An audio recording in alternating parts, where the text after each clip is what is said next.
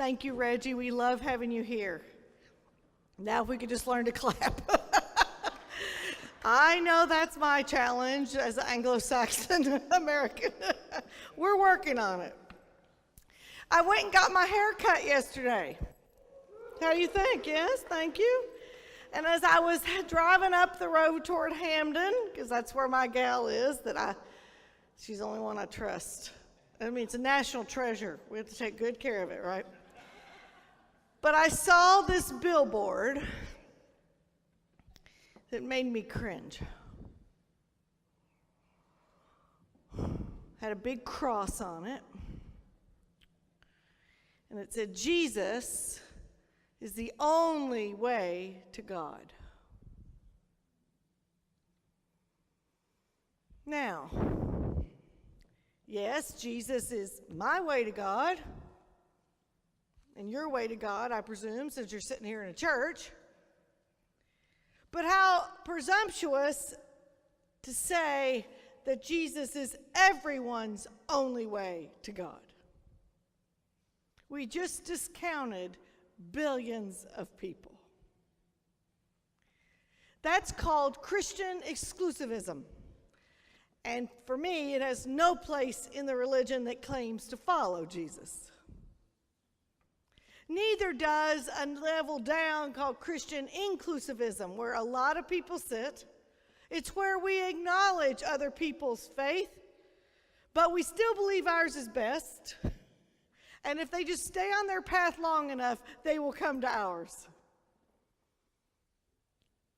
It's the nice southern version of exclusivism, trust me. There is another way. It's the one I prescribe to. It's called Christian pluralism.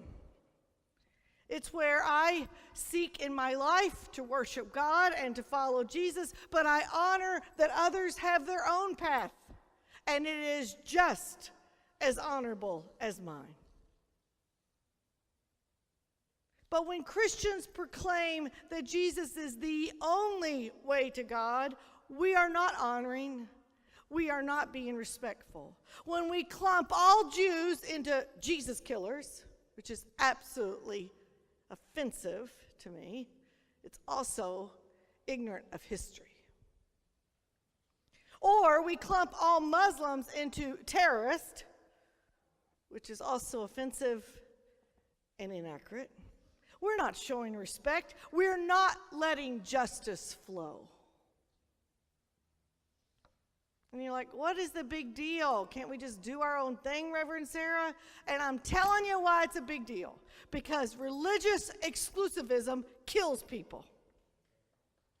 Whether it's Christian or Jewish or Muslim exclusivism, and there's always some type. You sit in yours and then you think about others in one way or another. But anything that categorically condemns an entire religion kills people. It kills their souls. And in all of the three Abraham religions, we're guilty of killing bodies. This matters so much to me. Because when I read that statement on the billboard, we have to own that it is loaded. It has so many subtext. It is much more than just a religious statement. It's a statement declaring Christian moral supremacy. It's a statement declaring that people who believe anything else are wrong. It's unwelcoming. It's inhospitable. It's divisive. It kills people. And I believe it's opposite of everything we're supposed to be as Christians. And frankly, I think it's opposite of everything we're supposed to be about in this country. Our people, we're the Pilgrims, remember that? Some of you still remember their names, right? Their names are on the wall on the outside in our foyer there in the narthex. Those are the Pilgrims. They came here so no one would tell them what to believe. And yet, now that we think we're in charge, we're going to say, oh no, everybody else is wrong. Opposite what we're supposed to be. America, by design, is the most religiously diverse country in the world. In the whole world. It is this Christian exclusivism that has turned off young people from the church.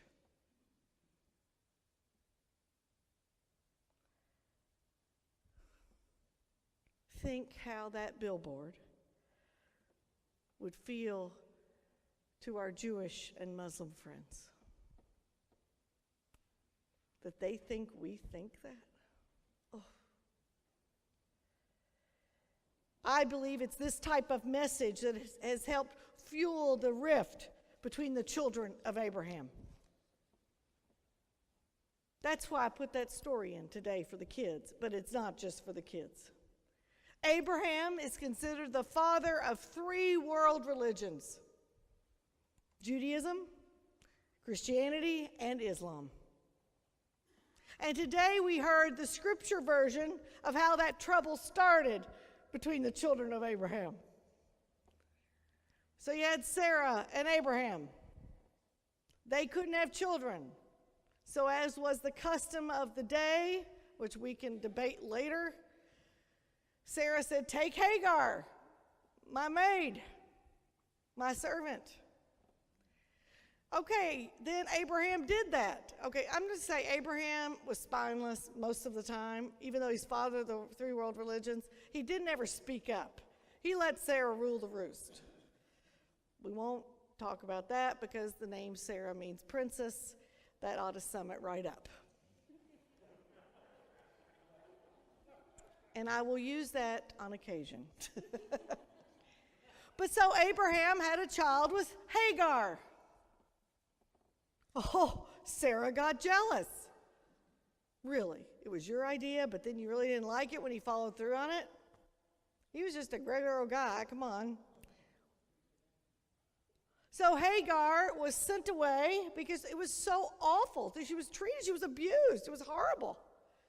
The text says she dealt fiercely with her. Can't you see it? So Hagar had Ishmael, and that's the way Muslims track their history to Abraham. Now, there is so much not right in this story. We have to own it. Slavery, not so good, yeah. Abuse, bullying, polygamy, exile. I mean, the story is rift with horror. Horrra.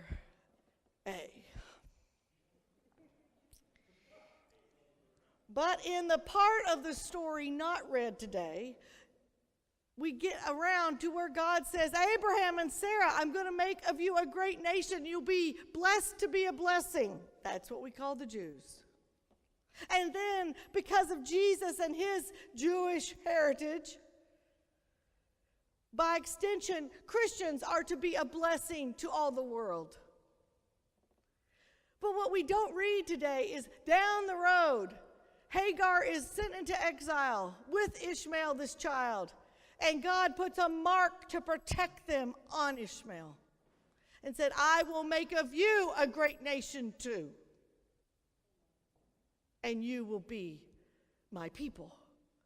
And you will be a blessing to be a blessing. And that's Islam. So here you have Jews, Muslims, and Christians. They're all cousins. However they got there, right? And we're a troubled family. Good grief. We do yoga. We do meditation. We don't blink an eye. Hello, Hinduism, Buddhism. But heaven forbid we embrace a Jew or a Muslim. They're our cousins. And in the places in the world where religion rules, one religion rules, the conflict goes beyond billboards into war. But here in this place, where we can show up every Sunday and no one keeps track. In fact, no one really cares. where we guarantee religious freedom and individual liberties. What do we call it? The pursuit of happiness. We're supposed to handle religious diversity better. We're supposed to handle it. We're supposed to get it. We're supposed to ensure it. Next month, right here in this holy space, we'll have our Interfaith Thanksgiving celebration. There'll be 500 people here. The Muslim women dress up and wear their hijabs. The Jews wear their yarmulkes. The Christians, well, we show up and eat all the food. So, we're doing good, right? We don't have any really special dress. But it is wonderful to stand in our own sacred Christian tradition, but stand next to someone that has a different tradition that means just as much to them. And together, because it's Thanksgiving, we give thanks to God however we understand that reality. Now I'm going to say something, I'm going to say it hard. We need to learn the difference between Christians who try to faithfully follow Jesus and worship God and the KKK and the Aryan Nation who use the cross to kill people. We need to know the difference. We need to know the difference and learn to distinguish between Judaism, which follows Torah and worships Yahweh, and the Zionists who bomb Palestinians living in settlements. We need to know the difference. We need to learn to distinguish between Muslim Americans who just want to live like everybody else and have peaceful ways that Islam teaches, and the ISIS terrorists who kills anyone, including other Muslims, that stand in their way of dominance. We must know the difference. Ignorance will have no place in interfaith dialogue. Ignorance kills. The KKK, the Zionists, the ISIS, they're not faithful, they're bullies, misusing religion for gain. And if you think that KKK is old news, go into the Rocky Mountains. Learn what the Southern Poverty Law Center talks about, the extreme groups growing, white supremacist groups growing across the United States. It is not over. These type of groups warp beautiful expressions. They warp our faith. They warp other faiths to kill bodies, to kill spirits, which is totally opposite from what all those religions are about. And please do not let these horrific groups cause you to judge an entire group of faithful people. Learn the difference.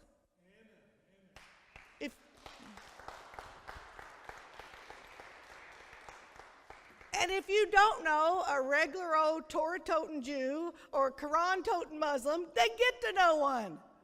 No excuses.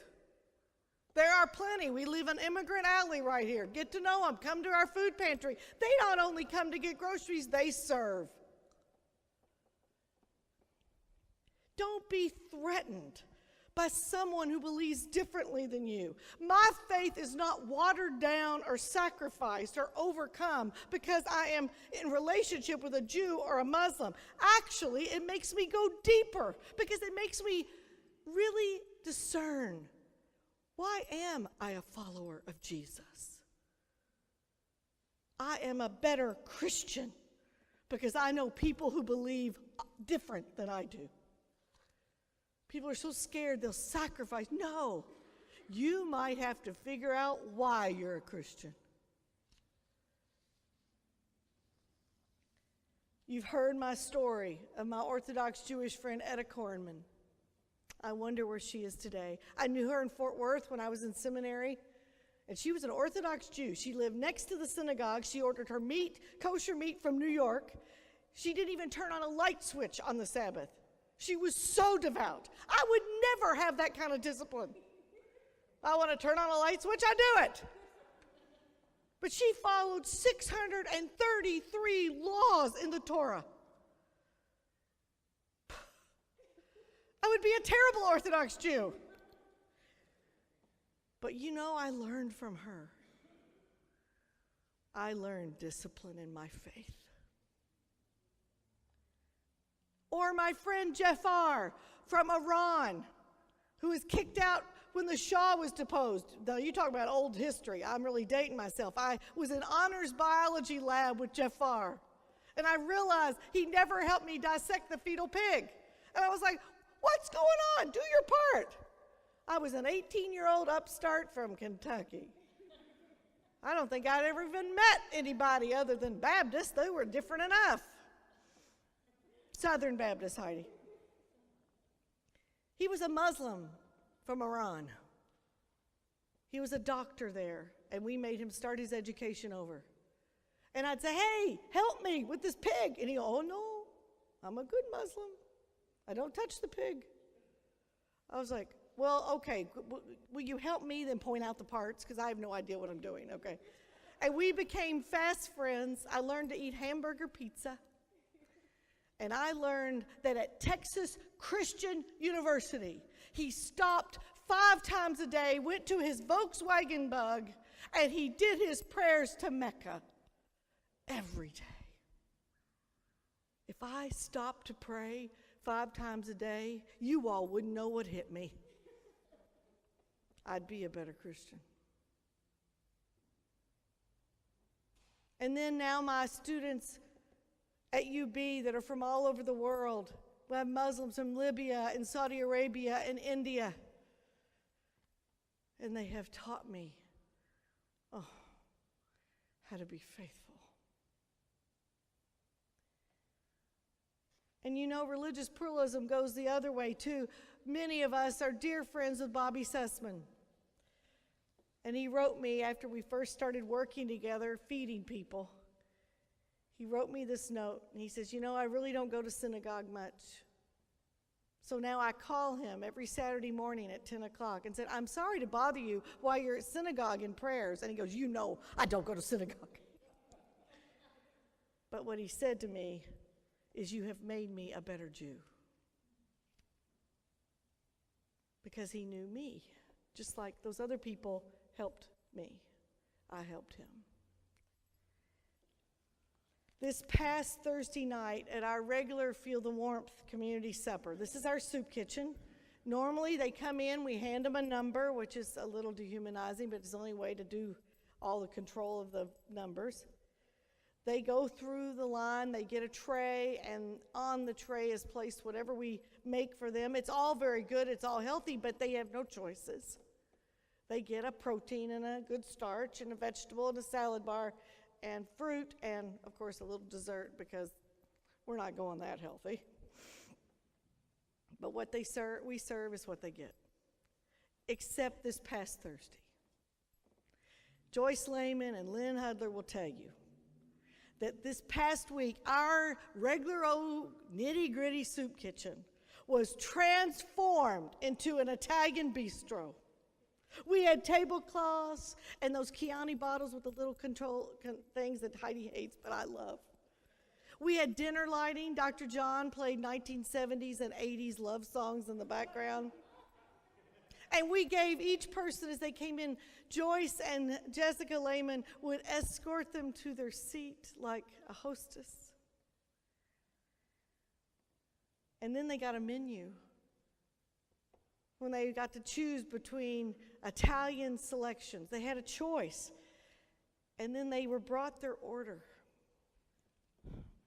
And they were served by this cadre of volunteers made up of people from churches, synagogues, mosques, people who didn't believe anything, from Sacred Heart and from Housatonic Community College and from UB.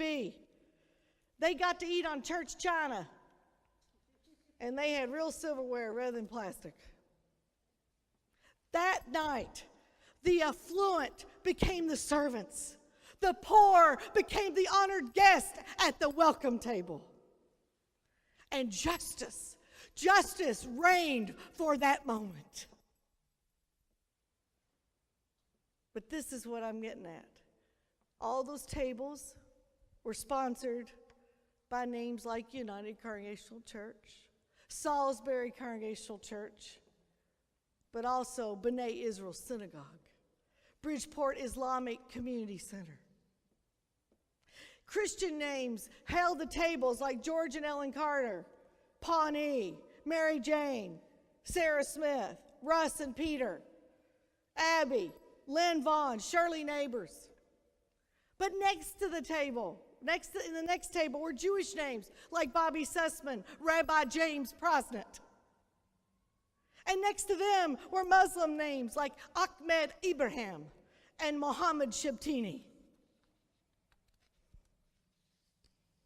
Our neighbors left smiling. This one woman hugged each of us and said, "You made me feel so special." Dignity and service walked hand in hand as different people of the one God worked together for justice to feed the hungry. It didn't matter if we named our Creator God or Yahweh or Allah. It didn't matter if we prayed with our heads bowed, sitting in a pew, facing the altar with a cross. Or maybe we stand and sway with a prayer shawl facing the Torah. Or maybe we kneel on a prayer rug toward Mecca. It didn't matter. It didn't matter how we worshiped, Amos says. What mattered is that we let justice roll down like waters. And for those 2 hours, we stood together. We were all a blessing. And we were a family once again. May that be so, and may we make it so.